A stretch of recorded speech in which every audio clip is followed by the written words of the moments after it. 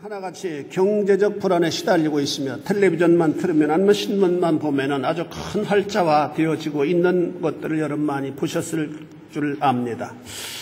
역사적으로 세계 어려움을 먼 산 넘어 구경하듯 했던 강대국 미국도 경제적 여파가 얼마나 큰지 중산층이 다 사라져버린 그런 현상이라고 합니다. 우리나라 역시 가계부채가 천문학적이 되어서 구라파 경제 여파에 따라서 위험하게 된다고 근심 어린 보도를 하고 있는 그런 상황에 있습니다. 어느 심리학자는 기고문에서 강박증은, 요즘에 강박증 환자들이 많은데 강박증은 미래에 대한 염려에 붙들려 살아가는 심리적 병이라고 진단했습니다. 내가 어떻게 살까? 내가 앞으로 어떻게 될까? 내가 공부를 했는데 교수는 어떻게 될까? 참 암담한 앞날을 여러분들이 생각하면서 참 미래가 희석빛이다라고 판단하고 오늘 미리 걱정하고 염려하는 사람들, 이런 사람들이 강박증 환자 중에 많다라고 말합니다. 현대인들은 어떻게 살아갈까에 붙잡혀 있다고 하더라도 과언이 아니다라고 생각이 됩니다. 온 세가 너도 나도 경제적 여파로 고통당하고 있다. 저는 개인적으로 그런 생각을 합니다. 그 많은 돈이 어디로 갔는가? 누가 다 가지고 있는가? 돈은 반드시 세계 모든 사람들이 쓸 수 있을 만큼 있을 텐데 그 돈이 다 어디로 가기 때문에 어디로 가고 없어져서 숨겨져서 모든 나라들이 그렇게 아우성을 치고 있는가, 그런 생각을 하기도 합니다. 그래서 이 시대 많은 사람들이 유일한 탈출구로 복권에 당첨되는 꿈을 꾸면서 살아간다고 합니다. 특별히 이태리가 굉장히 많잖아요, 복권에. 한 방에 모든 근심과 염려를 날려버릴 수 있다고 믿기 때문입니다. 복권은 적은 돈으로 엄청난 돈을 순간에 얻을 수 있는 신기루 같은 것이다라고 우리가 생각해 볼 수 있습니다. 작년에 보니까 이태리도 복권에 아주 큰 복권은 1억까지도 주더라고요. 1억 유로면은 우리나라 돈으로 한 1,500억 가까이 되는 그런 큰 상금이 걸리는 때도 있었던 것을 봅니다. 복권은 거의 공짜로 얻는 것과 마찬가지예요. 국가는 복권을 통한 수익을 창출할 수도 있고 또 상을 타는 특정인 하루아침에 부자가 될 수 있다는 매력 때문에 이 시대 현대인들은 복권에 아주 열망한다라고 하는 사실입니다. 그런데 이런 세상적인 것이 아니라 영원한 것, 즉 인생에서 가장 귀한 구원이 공짜라고 바울은 우리들에게 가르쳐주고 있습니다. 이 시간 그래서 공짜로 받는 구원이라는 말씀으로 우리 함께 은혜 받는 시간이 되어질 수 있기를 바랍니다. 아울러 구원이 뭔지 잘 모르는 분들은 이 설교를 통해서 구원의 확신을 얻는, 그래서 공짜로 얻는 구원의 의미를 깨닫는 복된 시간이 되어질 수 있기를 바랍니다. 세상의 계산법입니다. 세상의 계산법은 철저하게 일한 만큼 받게 되는 것입니다. 일하지 않고 받을 수 있는 것은 복권처럼 특별한 것밖에 없어요. 이 세상의 99%는 일한 만큼 얻도록 되어 있는 것이 세상의 하나의 규범이다, 그렇게 말할 수 있습니다. 그리고 일을 하고 대가로 받을 때 그 대가가 크든 작든 귀하게 여기게 되고 아끼도록 되어 있습니다. 자신의 땀과 수고로 얻은 것이기 때문입니다. 우리가 자주 듣습니다마는 복권을 탄 사람이 하루아침에 거부가 되지만은 그런 사람 대체적으로 불행하게 된다고 합니다. 몇 년 전에 실렸던 그런 신문 기사인데 미국에서 교회 나가는 집사님이 어떻게 복권이 몇백만 불이 됐다고 그래요? 근데 그 몇백만 불에 당첨된 다음에 수표를 가지고 그냥 이분이 너무 동정심 많은 분이라 막 불쌍한 사람 보면 무조건 수표를 긁었대요. 그래가지고 1년도 안 돼서 수표가 동이 나서 서울대학교, 자기가 또 서울대학교가 학문의 전당인데 뭔가 좀 기여를 해야 되겠다 해가지고 100만 불짜리인가 수표를 긁었는데 그것이 공수표가 됐다고 합니다. 벌써 다 써버려가지고 그 신문에 한번 기사화된 것을 제가 읽어봤습니다. 갑자기 큰 돈이 생기니 가치관이 달라지고 그래서 가정 파탄이 일어나고 돈을 쉽게 낭비함으로 금방 허비한 일들이 우죽순처럼 일어난다고 합니다. 그래서 미국에서는 이런 불행한 삶이 되지 않도록 하기 위해서 복권에 당첨된 자들을 위한 컨설턴트가 있다고 합니다. 그들은 당첨된 자들에게 큰 돈을 지혜롭게 사용하도록 가르치는 그런 역할을 한다고 그래요. 아무튼 세상은 항상 일한 만큼 대가를 받는 곳이다 라고 하는 사실입니다. 그래서 공짜로 가면은 사람들은 의심 못하고 믿지를 않는 그런 정황이 굉장히 많습니다. 공짜로 가면 사람들은 즉시 당신 사기꾼 아니야 라고 반응을 하도록 되어 있다고 하는 사실입니다. 그러나 하나님은 아주 중요한 것들은 공짜로 주시는 분이시다 라고 하는 사실입니다. 여러분, 공기 돈 받아요? 공기가 없으면은 2, 3분만 공기를 회로 마시면 다 죽습니다. 그런데 하나님 그 공기는 돈 안 받아요. 여러분, 햇빛이 없으면 인생은 살아갈 수 없습니다. 모든 생물은 죽어요. 근데 햇빛이 공짜입니다. 정말로 중요한 것은 공짜예요. 산소 공짜예요. 저희 아는 후배 목사님 그런데 연탄 가스를 먹어가지고 교인이 산소통을 쓰는데 하루에, 그게 한 20년 전에 하루에 2, 30만 원씩 들었다고 그래요. 하루 쓰는데도. 근데 우리는 공짜로 씁니다. 정말로 중요한 것들은 하나님께서 돈을 안 받는다 라고 하는 사실입니다. 두 번째는 하나님의 구원의 계산법입니다. 하나님의 구원의 계산법은 공짜로 받게 하신다라고 말씀합니다. 6절에 보니까 일한 것이 없이 하나님께 의로 여기심을 받는 사람의 복에 대하여 다윗이 말한 바 불법이 사함을 받고 죄가 가리워짐을 받는 사람들은 복이 있고 주께서 그 죄를 인정치 아니하실 사람은 복이 있도다함과 같으니라. 우리 한번 옆 사람에게 이렇게 한번 인사해 봅시다. 당신의 죄는 하나님이 인정하지 않으셨습니다. 우리 한번 이렇게. 여러분, 하나님이 나의 죄를 꼬치꼬치 깨묻는다면 법정에서 판사가 아니면 검사가 우리의 죄를 질문하듯 계속 질문한다면 살아갈 수 있는 사람 아무도 없어요. 이 자리에 앉아있을 사람이 아무도 없습니다. 우리는 저들이 가운 입고 이렇게 가운 입는다고 하는 건 어떤 의미면 내 죄를 가리움받게 하는 하나의 매체가 되어줄 수 있습니다. 정말로 죄가 낱낱이 우리에게 드러나는 그런 정황에 있다면 아마 눈을 들고 살아갈 수 있는 사람 아무도 없으리라고 생각합니다. 가려졌기 때문에. 그런데 하나님께서는 그 죄를 가리워 주신다. 하나님으로부터 한 일 없이 의로 여기심을 받는 인생은 가장 큰 복을 받는 사람입니다. 믿으시기를 축원합니다. 여러분, 비자가 필요했던 시절에 미국에 입국할 때는 항상 마음이 조마조마했어요. 80년대나 아니면 90년대. 혹시 거기다 가면 어떻게 하나라고 하는 생각 때문입니다. 입국 심사 받을 때 가능하면 친절한 사람을 만나야 되는데, 그래서 백인한테 가면 어떨까? 백인 인종차별이 있으니까 흑이 좀 나을 거야. 얼굴이 검은 사람이 나을 거야. 아니, 검은 사람이 더 까다롭게 하는 경우가 많더라고요. 특히 남미에서 우리가 미국에 선교돼야 할 때 80년대나 90년대 보면 남미에 선교하는 분들은 아주 더 까다롭게 심사한다고 합니다. 때론 통과시켜주지 아니하고 저 기다리라고 해가지고 몇 시간 기다려가지고 다시 또 인터뷰를 하고 그래서 겨우 입국시키는데 그거 한 일주일, 당시 일주일 있다 나가라고. 일주일 있다 나가라고. 보통 한 3개월, 6개월 주는데 그렇게 어렵게 하더라고요. 그래 입국 심사하는 사람이 여권에 입국 도장을 꽝 하고 찍을 때 기분이 아주 좋습니다. 이제 통과됐구나. 그런데 인생은 누구나 주님의 심판대 앞에 언젠가는 서게 되어진다라고 하는 사실을 우리가 기억해야만 됩니다. 결코 어물쩍 넘어갈 수 없는 것이 주님의 심판대입니다. 그 자리에서 이 모든 인생은 천국과 지옥으로 가는 길이 불과되어진다라고 하는 사실입니다.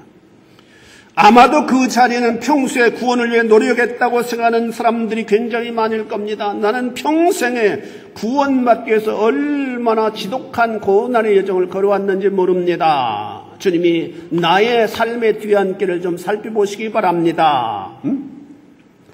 아마 그렇게 주 앞에 얘기하는 분들이 많이 있을 겁니다. 얼마나 많은 사람들이 구원을 위해서 선을 행하고 구원을 얻기 위해서 스스로를 절제하면서 스스로를 고통에 처하게 하면서 몸부림치면서 노력할까요? 우리는 알지 못하는 지금도 산골짜기에서 아니면은 정말로 하나님과의 어떤 자기가 하나님의 신을 발견하기 위해서, 그래서 구원받기 위해서 모든 것 버리고 전전긍긍하는 사람들도 굉장히 많을 것이다라고 하는 사실입니다. 뭐 인도 같은 데는 그렇게 많다고 그러더라고요. 아마도 그렇게 평생을 노력하며 살다 온 사람들은 그 심판대 앞에서 큰 자부심을 가지고 아마 서게 될 겁니다. 마치도 열심히 준비한 사람이 시험장에 들어가서 자부심을 갖는 것처럼 말입니다. 내가 이번에 시험 보면은 합격 불합격이가 아니라 공부를 열심히 한 사람들은 얼마나 좋은 학점을 맞을까? 아마 나는 틀림없이 A+는 맞을 거야. 아마 이런 기대감으로 시험장에 들어간 사람들도 있을 겁니다. 그런데 사람들이 생각과는 전혀 다른 결과가 나타납니다. 주님은 우리의 일하는 것은 거들떠보지도 않으십니다. 우리가 구원을 위해서 일할 수 없는 존재이기 때문에 아무리 일한다 할지라도 우리의 노력으로 구원을 받을 수 없는 존재라고 하는 사실을 주님은 아시기 때문입니다. 여러분, 우리가 심판대 앞에 설 때 주님은 다른 건 전혀 보지 아니하시고 딱 한 가지만 봅니다. 예수 믿었는지 안 믿었는지. 예? 믿었는지 안 믿었는지. 믿으십니까? 예수 믿었나 안 믿었나 그것만 보시는 하나님입니다. 5절에 보니까 이를 아니할지라도, 여기 이를 아니한다라고 하는 말씀, 우리가 구원을 위해서 노력하지 않았다라고 하는 말씀입니다.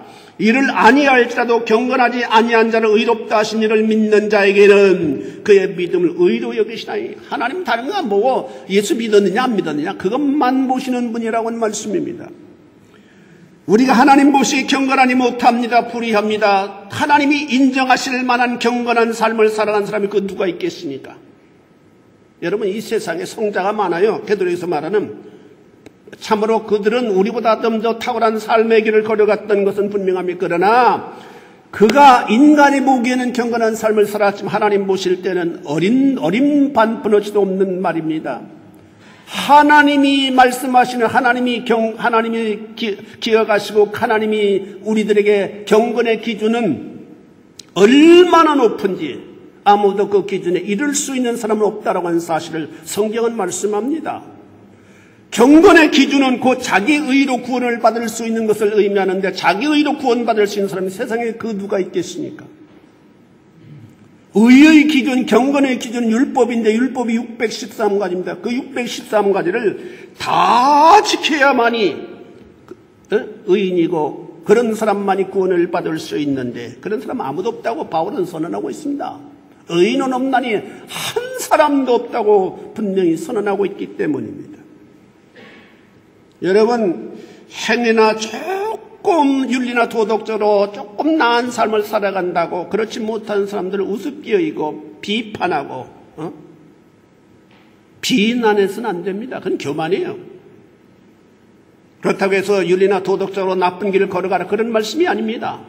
반드시 우리 그리스도인들은 구원받은 사람도 탁월한 길을 걸어가야만 됩니다. 탁월한 삶을 살아가야만 됩니다. 더 정직해야만 됩니다. 그러나 그것 가지고 교만해서는 안 된다라고 하는 사실입니다.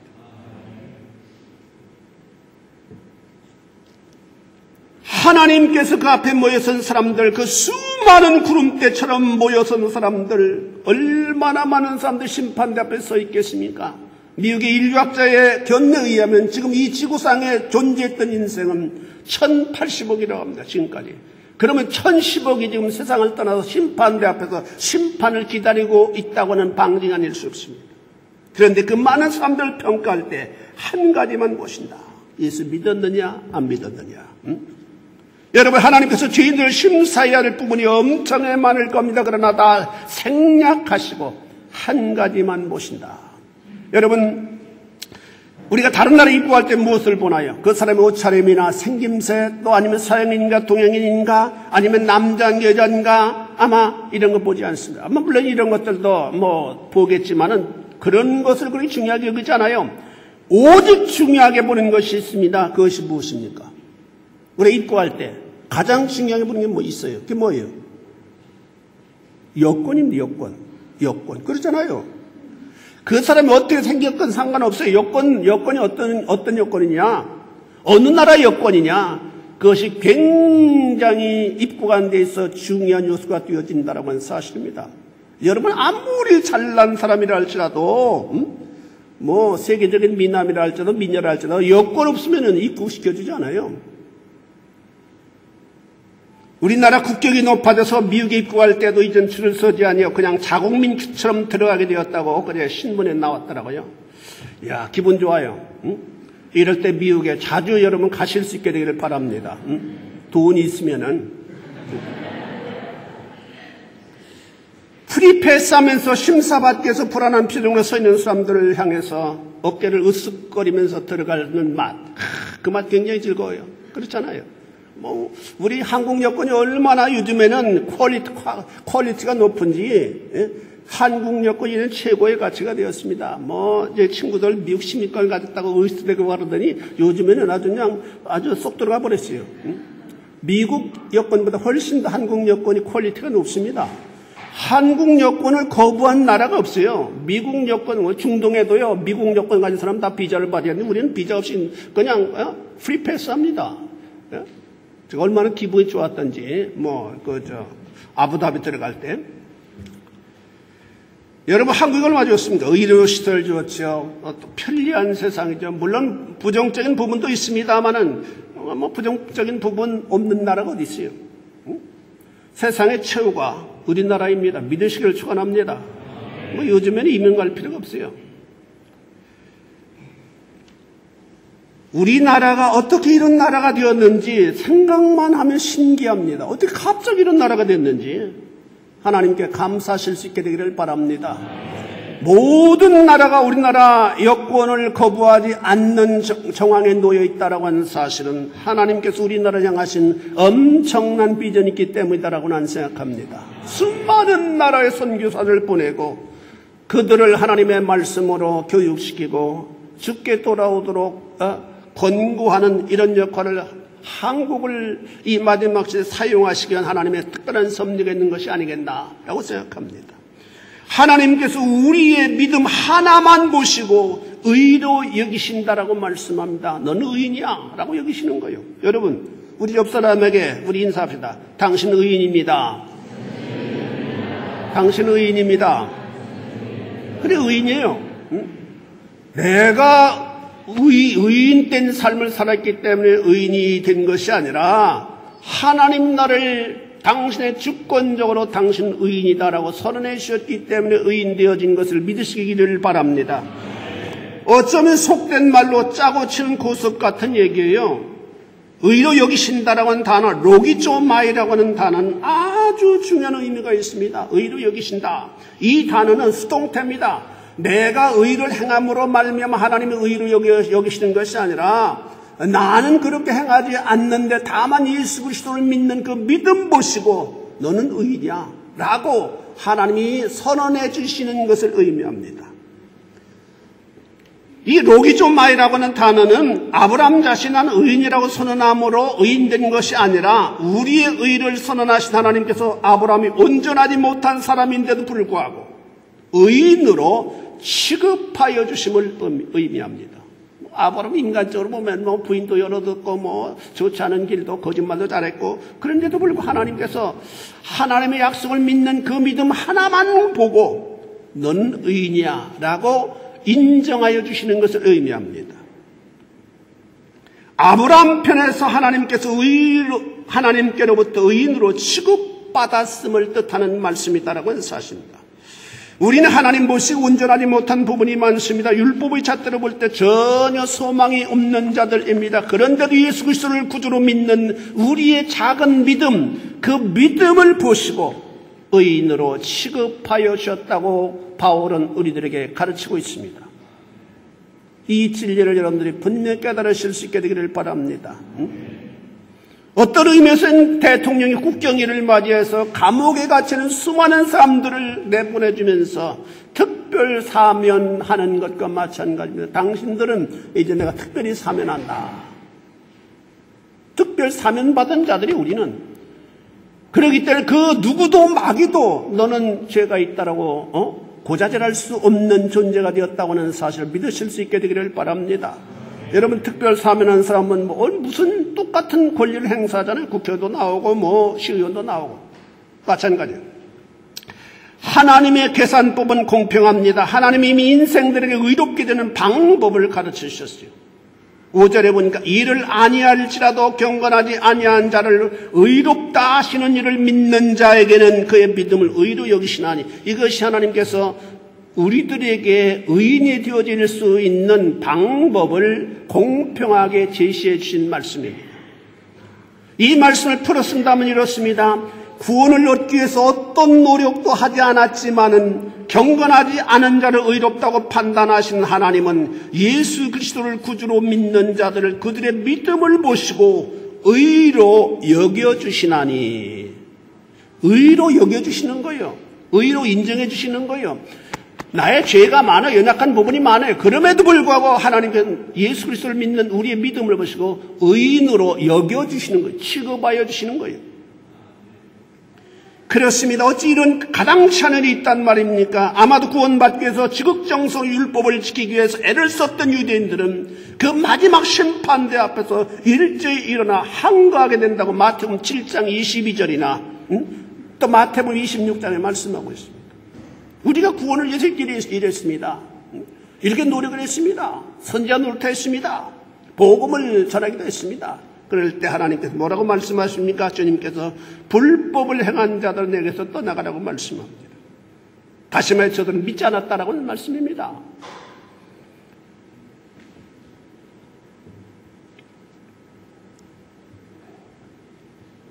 우리는 구원 얻기 위해서 그 많은 노력을 했습니다. 그런데 구원을 위해서 아무런 노력을 하지 않는 저 이방인들을, 저 사람들을 어떻게 의롭다고 여겨주시는 것입니까? 이것은 온당치 못한 처사가 아닙니까? 그때 하나님 말씀하십니다.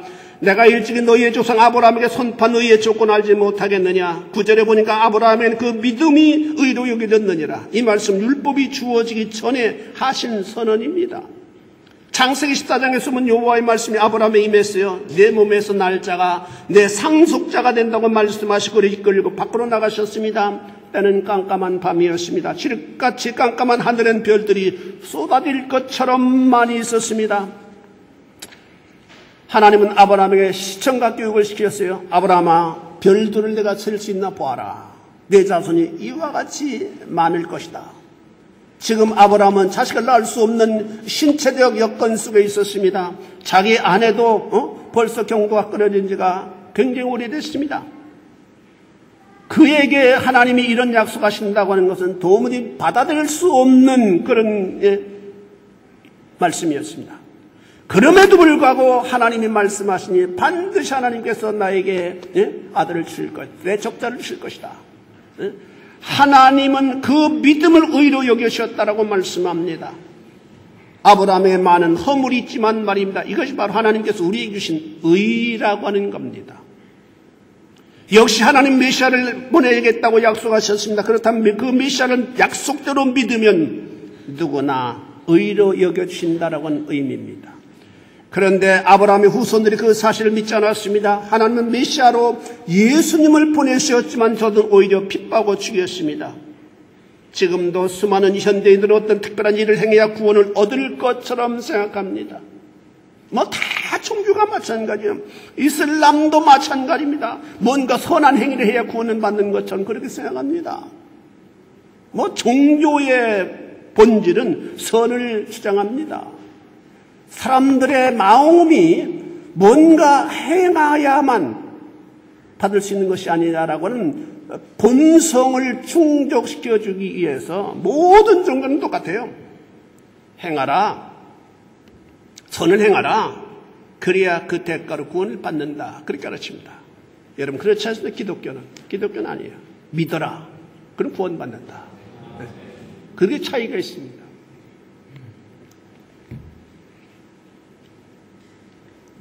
하나님의 계산법의 혜택을 받는 사람들을 그러면 어떤 사람들이 믿느냐? 참 중요한 말씀입니다. 그러면 너무너무 쉬운 진리인데 누가 그러면 이 믿음을 가질 수 있겠느냐? 그것은 의롭다 하신 이를 믿는 자들이라고 말씀하고 있는데 좀 더 신학적으로 들어가 보면은 어떤 사람이 그러면 믿느냐? 어떤 사람이 그 믿음의 혜택을 받느냐? 로마서 8장 28절에 보니까 그의 뜻대로 부르심을 입은 자들입니다. 다시 우리 한번 따라하시면 뜻대로 부르심을 입은 자들. 그렇습니다. 하나님의 뜻대로 부르심을 입은 자들만이 이 아주 쉬운 이 진리를 받아들이도록 되어 있습니다. 또 로마서 8장 29절에 보니까 미리 정하신 자, 하나님이 말세전에 당신의 자녀로 정하신 자들이 있다고 말씀하고 있는 그들만이 이 말씀을 이해하고 받아들이도록 되어 있어요. 또 로마서 8장 30절에 보니까 그는 또 미리 정하신 자들로 불러내심을 받은 자들이라고 말씀합니다. 에베소 2장 8절에 보니까 그는 또한 의롭다 하심을 받은 자로 그 믿음을 선물로 받은 자들이다. 예수 그리스도를 구주로 믿는 믿음을 가졌는데 그것은 자기의 노력으로 되어진 것이 아니라 하나님께서 거저주시는 선물이다라고 말씀합니다. 그 선물을 받은 자들만이 이 진리를 이해하고 믿게 되어진다라고 하는 사실입니다. 그렇다면 구원은 100% 하나님의 은혜로만 되어지는 사건입니다. 믿으시길 축원합니다. 이렇게 하신 이유가 있습니다. 그것은 구원인 그 누구에게도 자랑의 도구가 되지 아니하고 하나님의 은혜로만 된다고 하는 사실을 깨닫도록 하기 위함이라고 말씀합니다. 이게 하나님의 섭리예요. 이 부분에 대해서 그 누구도 불평하나 불만할 수 없다고 바울은 말합니다. 이유는 창조주 하나님의 주권에 관한 일이기 때문이다 라고 설명합니다. 생각해 봅시다. 제가 글을 쓸 때 철저하게 무엇으로 글을 쓰는지는 나의 권한이 나에게 있습니다. 네, 권한이 나에게 있잖아요. 내가 볼펜을 사용해서 글을 쓸 수도 있고 또 연필을 가지고 글을 쓸 수도 있습니다. 혹은 만년필을 이용할 수도 있습니다. 내가 나의 취향대로 쓸 수 있는데 이에 대해서 다른 필기 도구들이 항의할 수 없습니다. 크레용이나 아니면 파스텔이 왜 나를 사용하지 않습니까? 왜 나를 가지고 쓰지 않습니까? 할 수 없어요. 그렇잖아요. 내 마음대로 하는 거기 때문에. 역시 하나님도 그렇다고 바울은 설명합니다. 만일 자신을 사용하지 않는다고 항의하는 도구들이 있다면 여러분 어떻게 대답하겠습니까? 내 마음이다. 왜 뜰버? 그렇게 여러분 대답하지 않겠어요? 내 마음이야. 역시 하나님께 항의하면 하나님이 그렇게 답변하신다고 말씀합니다. 그것은 100% 하나님의 주권이다라고 하는 사실입니다. 당신의 영광을 위해서 만물을 창조하시고 나와 여러분들을 지어주셨습니다. 그렇다면 일부는 유기하기로 작정하셨고, 이 신학적인 깊은 얘기입니다. 일부는, 많은 사람들 가운데 일부는 유기하기로, 유기라고 하는 말씀은 한문인데 버림을 의미합니다.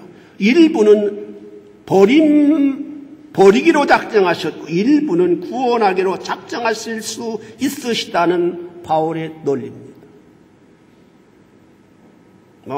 이런 얘기 믿지 않는 사람들한테는 흥분하고 방방 뛰겠습니다만은 성경은 그렇게 말씀하고 있어요. 그렇다면은 누구는 구원하고 누구는 버렸느냐? 거기까지 나가면은 아주 굉장히 많은 시끄럽기 때문에 우리는 그거 생각할 거 없어요. 세 번째로는 하나님의 은총에 참여하는 자들의 삶입니다. 구원받은 자들의 삶은 어떠해야만 되겠는가?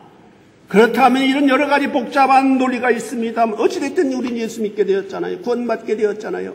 그렇다면 이 구원받은 자들은 어떤 삶을 살아가야만 되느냐? 거기에 우리는 포커스를 맞추는 삶을 살아가야만 됩니다. 믿으시길 축원합니다.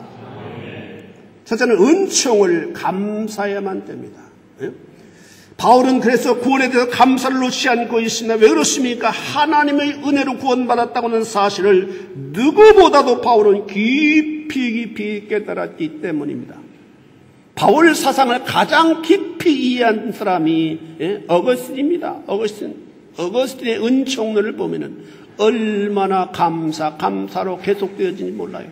뿐만 아니라 이 어거스틴의 그 은총론을 더 깊이 깨달은 사람이 있으면 중세 칼빈입니다.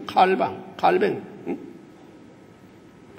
하나님의 은혜 아니었으면 소망 없던 바울이었습니다. 그 주님을 대적하던 중에 부르심을 받았기 때문입니다. 그래서 힘들어도 감사, 순교의 상황에서도 바울은 감사를 토하지 않을 수 없었습니다.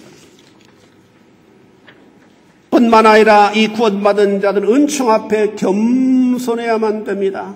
교만은 패망의 앞잡이라고 성경은 말씀하고 있기 때문입니다. 바리새인들이나 서기관들이 망하게 된 이유가 바로 교만입니다. 나는 됐다라고 하는 잘못된 인식입니다. 바울은 이방인으로 구원받은 우리를 향하여 하나님께서 원가지들도 아낌없이 꺾어버리셨으니 너도 아끼지 아니하신다고 경고합니다. 우리는 신앙생활하면서 경고망동하지 말아야만 됩니다.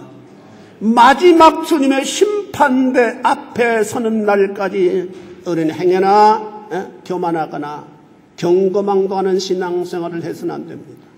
내가 구원받았지만은 마지막 심판대 앞에 서는 날 내가 성공했다라고 말할 수 있는 존재들이기 때문입니다. 그러잖아요. 성경에는 그런 예들이 많이 나오고 있잖아요. 데마 같은 사람도 얼마나 위대한 신앙을 걸어갔던 사람입니까? 마지막에 주님 배반했잖아요. 뿐만 아니라 세 번째는 은총 앞에 열심을 내야만 합니다. 우리 한번 다 같이 따라하시면 열심을 내자. 열심을 내자. 우리가 주를 향해서 신앙의 열심을 내지 않으면 우리가 헛된 대로 열심을 내도록 되어 있습니다. 우리는 주님을 향해 열심을 내야만 됩니다. 나 같은 자를 공짜로 구원이라고는 어마어마한 선물을 하나님 허락해 주셨으니 이제부터는 주님께 열심을 다하여 주님을 섬기고 주님을 높이겠습니다 라고 하는 고백이 여러분들에게 주어져야만 된다라고 말씀입니다. 우리는 오늘 구원받았지만은 내일 어떻게 변할지 몰라요. 우린 가변적인 존재들이기 때문입니다. 그래서 바울은 뭐라고 말합니까? 빌립보 2장 12절에 보니까 두렵고 떨림으로 너희 구원을 이루라고 권고합니다. 두렵고 떨림으로 너희 구원을 이루라. 이 말씀 무슨 말씀입니까? 구원받았지만은 그 구원이 두렵고 떨림으로 주신 은혜를 감사하는 삶을 지속함으로 말미암아 구원을 완성시켜라라는 의미가 되어질 수 있습니다. 우리가 구원받았지만은 내가 분명히 믿지만은 내가 앞으로 어떻게 될지 어떻게 변할지 모르잖아요. 열심히 신앙생활하는 사람들이 하루아침에 조그만 일 때문에 교회를 안 나오는 경우가 종종 있잖아요. 지난번에도 말씀드렸습니다. 우리는 하나님의 유효한 소명의 당사자들이 되어져야만 됩니다. 유효한 소명, effectual calling. 하나님이 효력 있는 소명, 마지막까지 성공하는 소명의 당사자들이 되어져야만 된다. 뭐 젊을 때는 여러분 로마에 있을 때 열심히 믿었는데 한국에 가서는 교회 완전히 졸업하고 안 나가는 사람도 가끔 있잖아요. 그런 것들 어떤 의미에서 유효한 소명이 아니에요.